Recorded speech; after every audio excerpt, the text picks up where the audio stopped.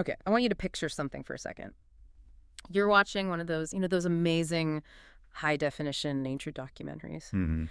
The camera pans across the savannah, and you see a foal, a baby horse being born. It hits the ground, it's a bit messy, shakes itself off. And then what happens? Well, within minutes, usually it's trying to stand up. Exactly, it's standing. And within, an hour? An hour tops. It's walking. By the afternoon, it is literally running with the herd. It's remarkably capable, ready to go. Now, cut to a human delivery room. Oh, that is a very, very different scene. Right. You have a human infant, and let's be honest, as much as we love them, biologically speaking, they're kind of useless. They really are. I mean, they are physiologically incompetent compared to almost any other mammal out there. They can't hold their own heads up. They can't regulate their own body temperature. They are certainly not running anywhere. No. They're completely 100% dependent on someone else just to survive for months, even years. So this is the core question we're tackling on this deep dive. Why? Why did human evolution, which is usually so ruthlessly efficient, take such a massive apparent step backward when it comes to our babies? It feels like a massive flaw, doesn't it? We're the dominant species, and yet we produce the most vulnerable offspring. It feels like a flaw, but as the research we've pulled for today shows, it's actually a feature. It's a strategic trade-off. A trade-off that, unlocked our greatest superpowers. Nice. I love that framing. So today we are unpacking this whole evolutionary mystery of human birth. We've got a great stack of research here. We're going to look at the classic textbook explanation, which is all about bone. The obstetric dilemma. Right. And then we're going to shake that up with a newer, really compelling theory called the EGG hypothesis, which sounds like breakfast, but is actually about Metabolism. And finally, we'll see how being born too early is the specific reason we have culture and language and, everything. It's a fantastic story. It's a wild ride. Let's start with the classic view. If you took a biology class in, say, the last 50 years, you probably heard about the obstetric dilemma. So break it down for us. What is the dilemma? So, for decades, this was the narrative. It frames the problem as a conflict between two major evolutionary trends happening at the same time in our ancestors. Okay. On one side, you have encephalization. Which is just the fancy way of saying our brains got huge. Precisely. The genus Homo started evolving these massive brains, and so, of course, these large skulls to hold them, we were getting smarter. And at the exact same time? At the exact same time, we were evolving bipedalism. We stood up and started walking on two legs. And that changed our whole architecture. Drastically. To walk upright efficiently, without waddling around, our pelvises had to change shape. They became narrower and more twisted than our ape ancestors. Okay, so I see the train wreck coming. You have a passenger, the head getting bigger, and you have the exit door, the pelvis getting smaller. That is the squeeze. That is the dilemma. You have these big-brained babies trying to pass through a pelvis that's been reshaped for walking. And the source material points out this really specific detail, that it's not just narrow, it has a twisted geometry. Yes, that's so important. It's not just a uniform tube like another ape's. It is effectively an obstacle course. How so? The inlet, so the top part where the baby's head enters the pelvis, is widest from side to side. But the outlet, the bottom where the baby exits, is widest from front to back. So the baby can't just slide out. No, it has to actively rotate. It has to do a turn. A whole series of turns. They're called the cardinal movements of labor.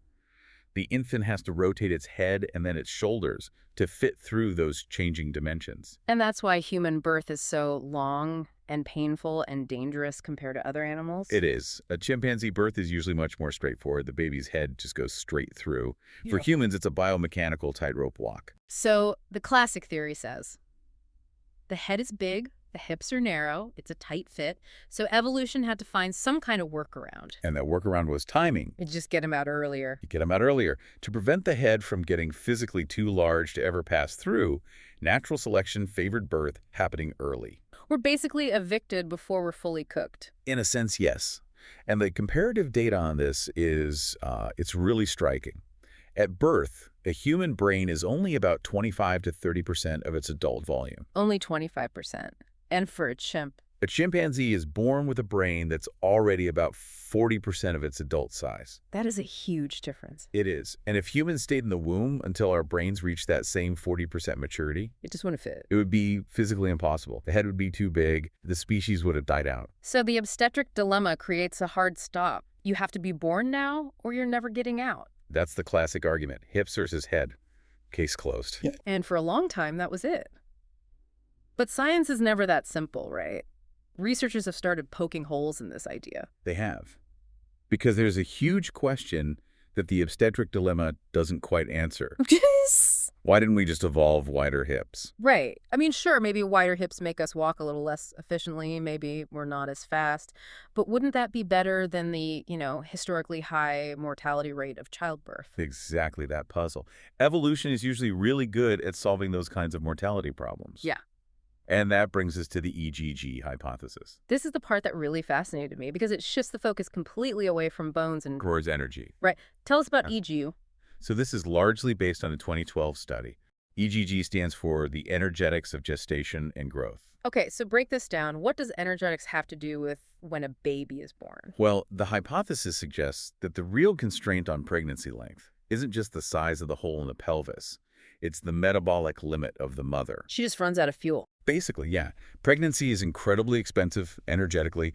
You're growing another person from scratch. Of course. By the end of pregnancy, the data shows a woman's total energy expenditure hits about twice her basal metabolic rate. 2 times the basal rate? What does that feel like? Is that like running a marathon every day? It's a massive physiological load to sustain 24/7. Sustaining anything over about 2.1 times your basal metabolic rate is pretty much the ceiling for what humans can do long-term. That's the red line. That's the red line. So the EGG hypothesis says birth happens not because the head hits the pelvic wall, but because the fetus's energy demands cross a metabolic threshold. A metabolic crossover point. Exactly. The fetus is growing exponentially, and it gets to a point where its demand for calories and oxygen exceeds what the mother can physically process and transfer through the placenta. The baby is eating the mom out of house and home, energetically speaking. That is a great way to put it. The mother's metabolism basically says, I cannot give you any more than this. So labor is triggered. It's an eviction notice based on fuel supply. That reframes everything. It's not just a mechanical problem, it's a thermodynamic one. And it suggests the dilemma isn't one thing. It's a system-wide constraint. Evolution is balancing 3 spinning plates: the hips, the head, and the maternal energy supply. And there was another study mentioned in our stack, I think from 2015, that also threw a wrench into the pure hips argument, right? Yes, that was crucial. For a long time, the assumption was wider hips equal bad mechanics for walking. We waddle. Right. But this analysis suggested that actually wider pelvises don't reduce walking efficiency as much as we thought. Which implies that if hips could have gotten wider without a huge penalty, then narrow hips aren't the only reason babies are born early. Precisely. If the hips aren't the absolute hard limit, then the metabolic limit must be the real ceiling. So whether it's the hips or the metabolism, the result is the same. We are born early, we are born helpless. We are born as what biologists call secondarily altricial. Okay, we need to define that because it sounds like a sci-fi insult. You look a little secondarily altricial today. It does sound like that, but it's a key concept. In biology, you generally have 2 types of newborns. You have precocial species. Like the foal from the intro? Right. Born mature, eyes open, walking, ready to go. Then you have altricial species. Think of like songbirds or kittens. Born naked, blind, totally dependent. And humans, we're primates. We should be precocial. Exactly. Most primates are pretty capable at birth. A baby chimp can cling to its mother's fur right away. It has grip strength. But humans have evolved to be much, much closer to the altricial side of that spectrum. So we're primates who evolved backwards into being helpless. In a way, yeah. That's the secondary part of the name. We came from more precocial ancestors, but evolved back toward an altricial state. But here's the twist, and I think this is the most important part of this whole deep dive. This underdevelopment isn't a flaw. It's actually a massive strategic advantage. It is the absolute key to our success. Because we are born early, a huge chunk of our brain growth happens outside the womb. Postnatally. Yes. People talk about the 4th trimester. The first year of human life is just explosive neural development. Synaptogenesis, the connections between neurons, is happening at an incredible rate. But why is it better to do that outside than inside? Why not just stay in the oven longer? Because of the environment. Think about it. If your brain developed fully inside the womb, it would be developing in the dark, in isolation. It would be hardwired based on a genetic blueprint with 0 input from the outside world. It's a closed system. Right. But because so much of our brain growth happens after we're born, Our brains are literally shaped by the rich social environment we're born into.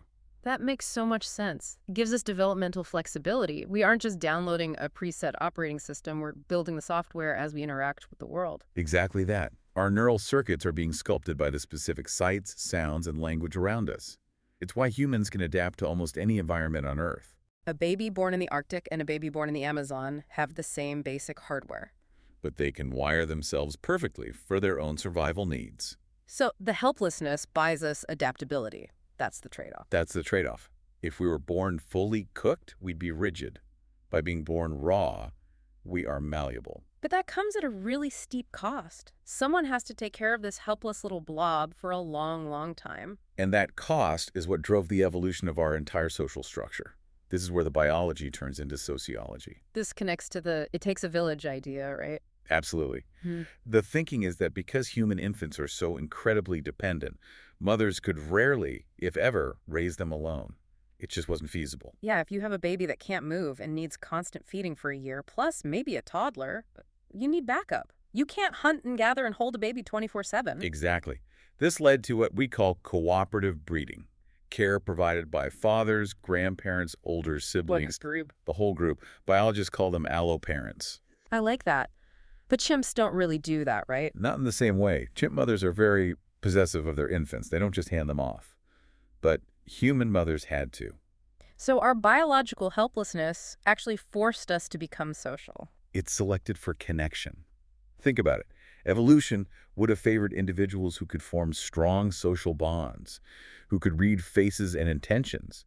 If we were born like foals, able to run away, we might not have needed to develop such complex social webs. That's profound. Our vulnerability is the glue that holds our species together. And it creates this extremely long learning window. Our childhoods are so much longer than other primates that prolonged dependency isn't just waiting to grow up. It's a dedicated period for learning. This is when we download the culture. Language, tool use, social norms, complex rituals, all of this takes a long time to absorb. If we were born finished, we wouldn't have that malleable period to absorb the collective knowledge of our tribe. It's so interesting. We think of survival of the fittest as being strong and independent. But for humans, survival of the fittest meant being dependent enough to need a tribe, which in turn made the tribe stronger. That is the beautiful paradox. Right. Our physical weakness at birth necessitated our social strength. We are the most social animal because we're the most helpless animal at birth. So let's just bring this all together, because there are a lot of layers. We start with the squeeze. Right. Big brains, bipedal hips, constraint number one. Then we add the metabolic ceiling.